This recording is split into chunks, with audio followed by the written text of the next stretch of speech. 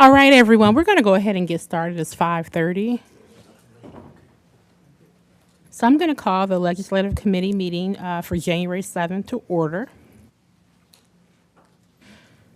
First up is our approval of minutes, so we can go ahead and move on. We're going to jump right into our appointments and updates. So first on our list is the reappointment to the Brownfield Redevelopment Authority, Mayor Emma Hull. So she will not be able to be here, but we're going to go ahead and move that forward based on it being a reappointment. I personally work with her on the Brownfield Redevelopment Authority, and she's awesome and has a love for the city.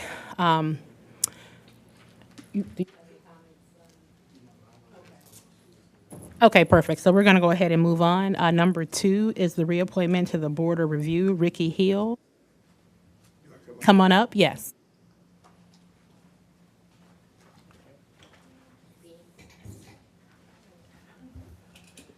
All right. So, Mr. Hill, if you want to tell us a little bit about yourself and tell us why you want to be reappointed to the board. Well, number one, I was in one of them seats for 16 years, Housing Commission, 24 years.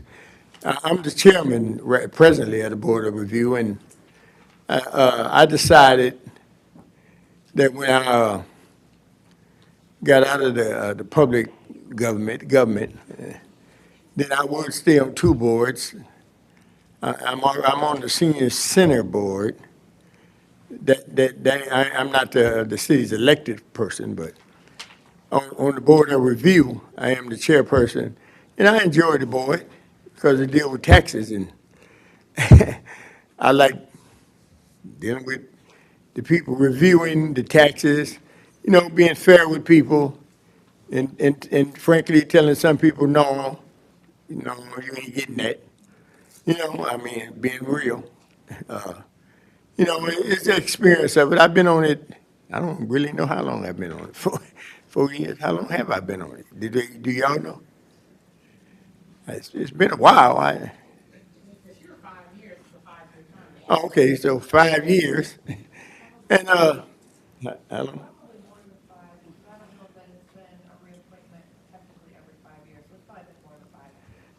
but it's something I like serving the public. I still, the city of Ben Harbor is my home forever.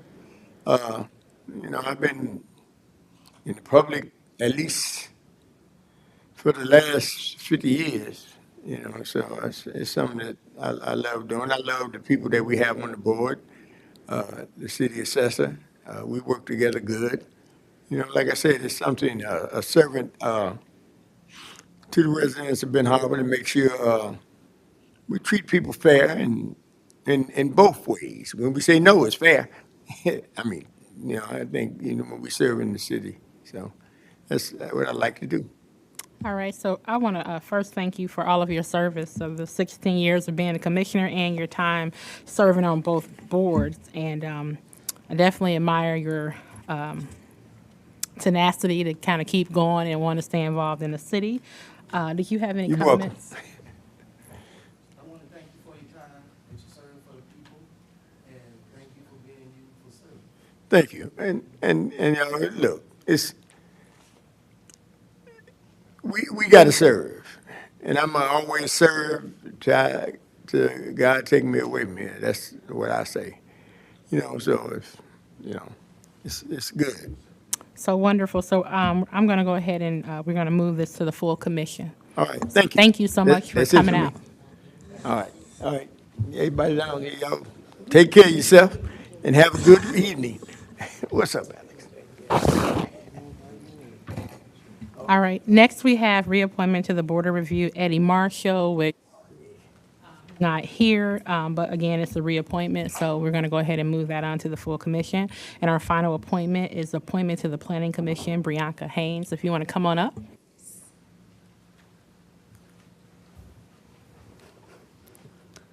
Hello.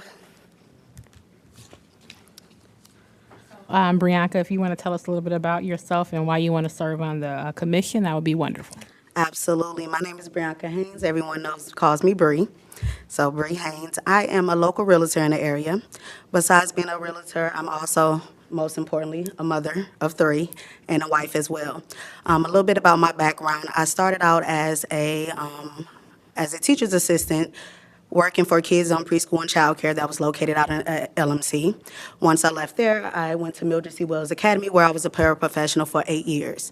Upon leaving Mildred C. Wells, I then worked with Ashley Hines at the Ben Harbor Community Development Corporation as their housing counselor. I do still currently work with her, just not full-time like I previously was.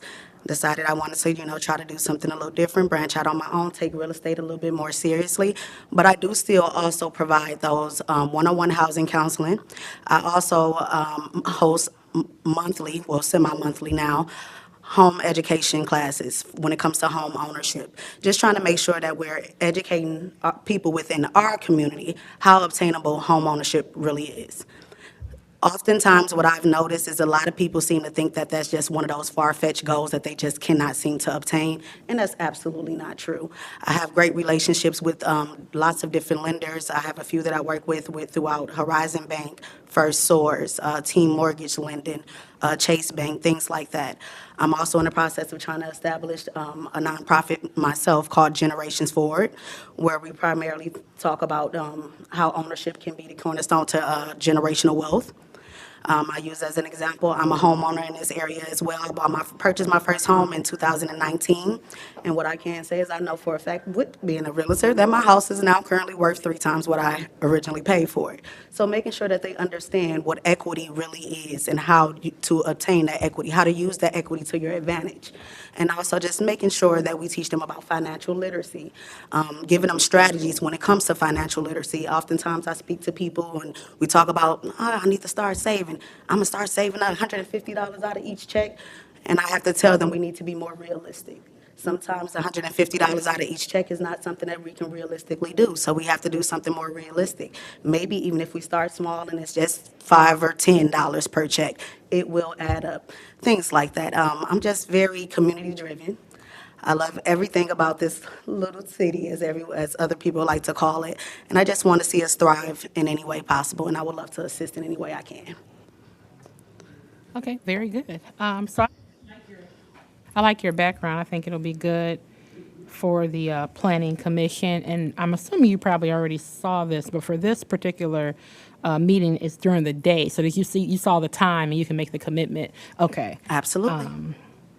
So yeah, I think you're a good fit. Did you have any comments from Ms. Haynes? All right, so we're going to move this to the full commission, and we're excited for you to get working in the city. Absolutely. I'm going to be optimistic and say looking forward to working with you all. All Thank right. you. All right, next up on our agenda is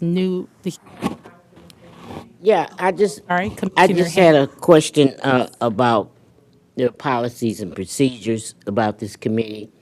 When a candidate for a committee comes in and they're not here, who determines if they have to come back or they're excused for not showing up? What is the process? Is it something or is it just whatever the chair chooses? So, I'm going to speak for tonight. For tonight, we were all on reappointments, and then I'll let Tiffany give you the official rules. Thank you. So technically, there are no official rules outlined on that, but typically, some reappointments have been sent to the city commission just based off of the person serving and their background. For instance, like Mr. Marshall, he did let me know that he would be out of town today, but that he could attend the city commission meeting, and typically that is what we ask of. If they are not here at legislative, that they attend the city commission meeting if it is a reappointment. For appointments, typically those will have to come back and they don't get forwarded to the city commission without a Q&A. Thank you, Chair. So we're going to go ahead and move on to our new business. First up on our agenda is the resolution to provide the setting of alternate March 2006 border review dates.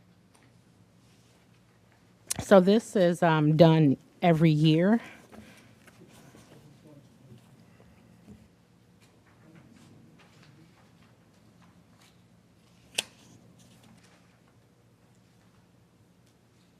I don't really have any comments. Did anyone else have any comments on this topic?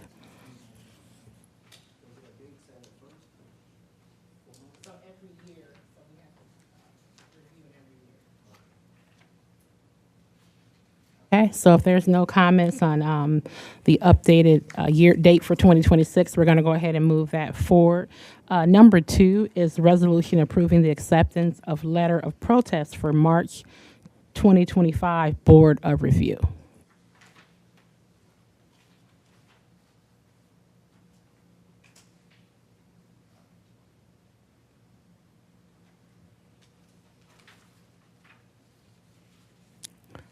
Again, I don't have any comments. Everyone has it in their packet. Did anyone have any comments on that one?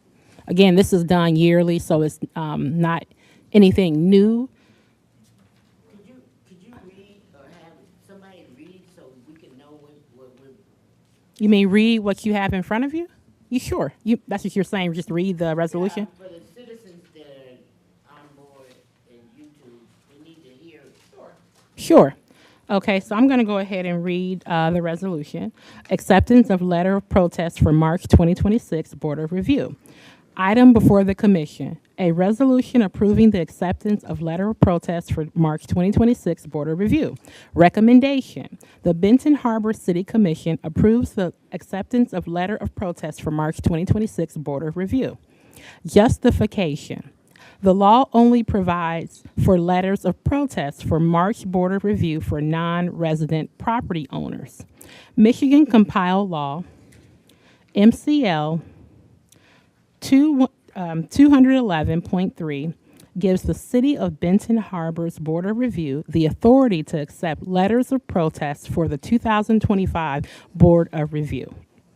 It is in the best interest of the city to allow residents to protest the 2026 Board of Review. No financial impact. Is that okay, or you want the second page? Well, just to be transparent, we can let them know what's going on. Okay, I'll just go ahead and read the second page. Whereas the law only provides for letters of protest for March Board of Review for non-resident property owners, passing this resolution allows residents to protest by letter. Whereas Michigan Compiled Law 211.3 gives the City of Benton Harbor's Board of Review the authority to accept letters of protest for the 2026 Board of Review. Now, therefore, be it resolved that the Benton Harbor City Commission shall approve the acceptance of letter of protest from city residents for the March 2026 Board of Review.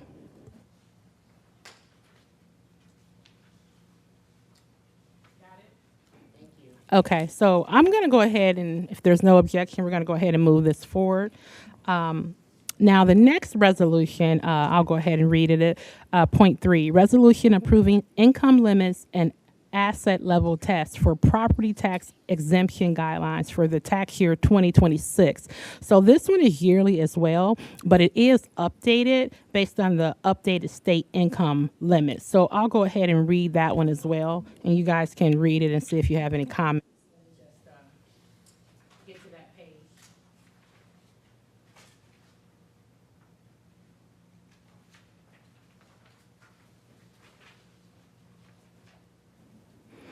Okay.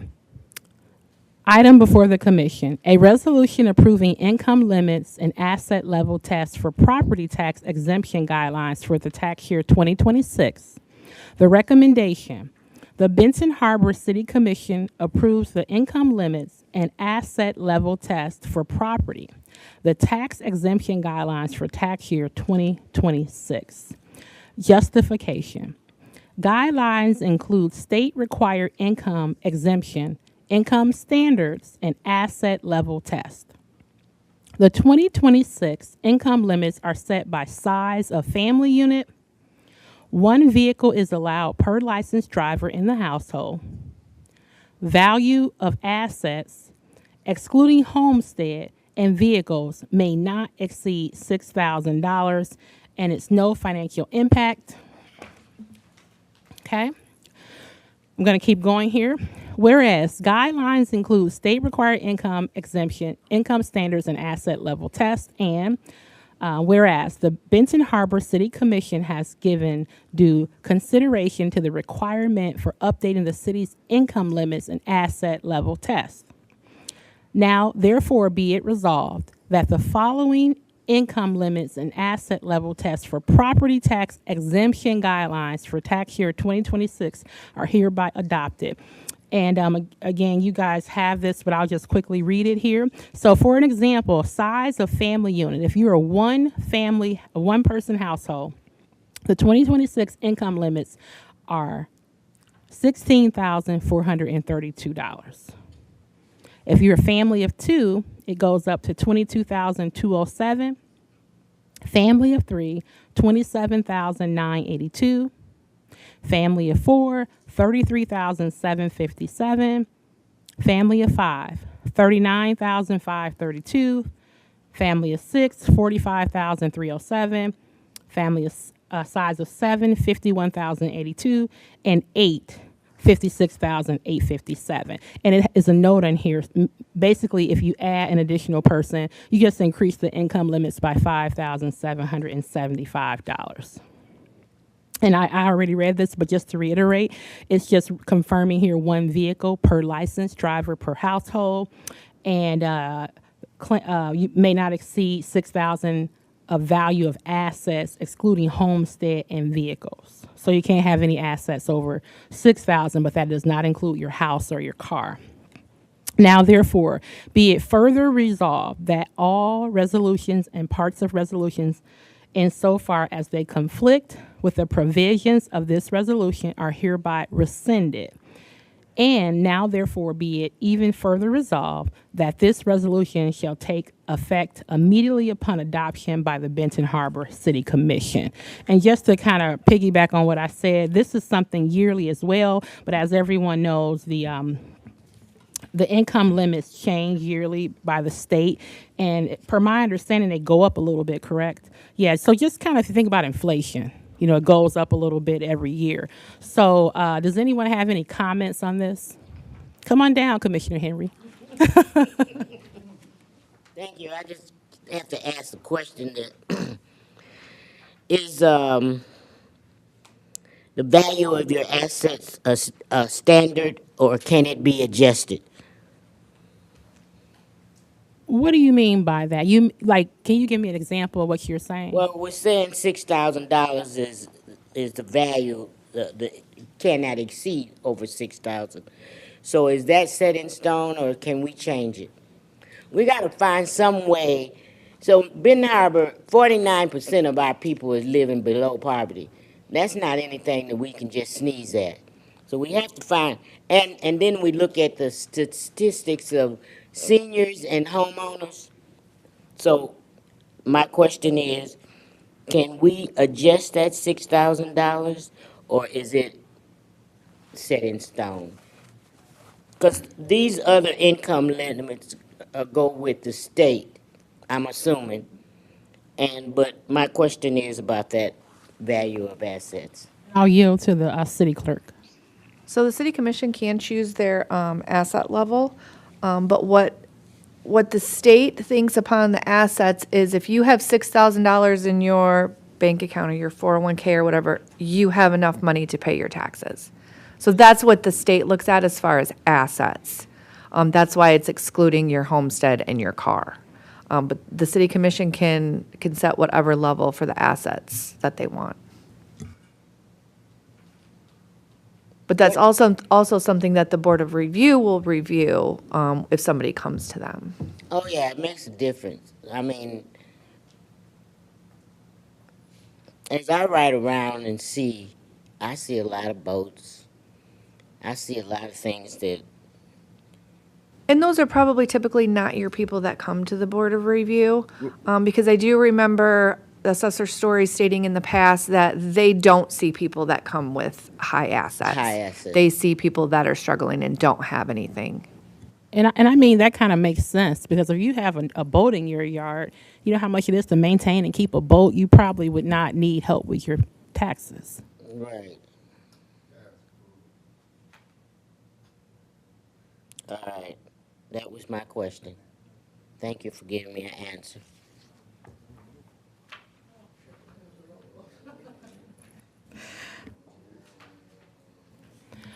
Okay, so we're going to go ahead and move that to the full commission. So next on our agenda is public comments. Does anyone have any comments? Now is your time.